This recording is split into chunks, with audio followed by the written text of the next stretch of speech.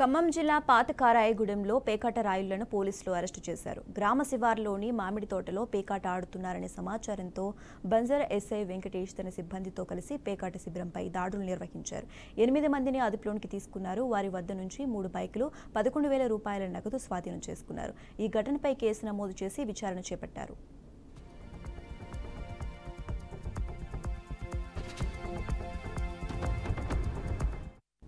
ఇక ఇదే అంశానికి సంబంధించి మరింత సమాచారం మా ప్రతినిధి శ్రీధర్ ఫోన్ ద్వారా అందిస్తారు. శ్రీధర్.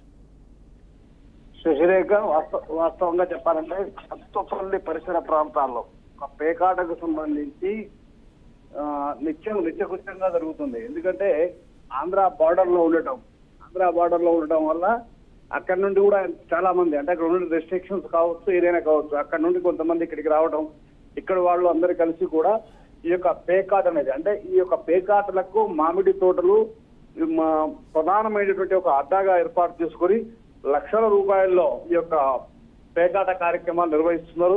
ఎందుకంటే బార్డర్ లో ఉండటం, ఇరు రాష్ట్రాల మధ్యలో ఉండటం వల్ల ఇది సేఫ్ జోన్ గా వాళ్ళు ఆలోచించుకోవడం జరిగింది. దానివల్ల ఎక్కువగా ఇది జరుగుతుంది.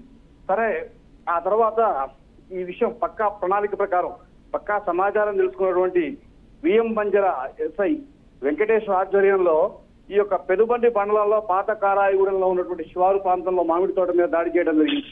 ఈ దాడిలో మొత్తం 8 మందిని పేకాట ఆడుతున్నటువంటి యువకులను పట్టుకోవడం జరిగింది. 3 బైకులతో పాటు 11,000 రూపాయల నగదు స్వాధీనం చేసుకున్నారు. ఇది ఒక మామూలు మాత్రమే.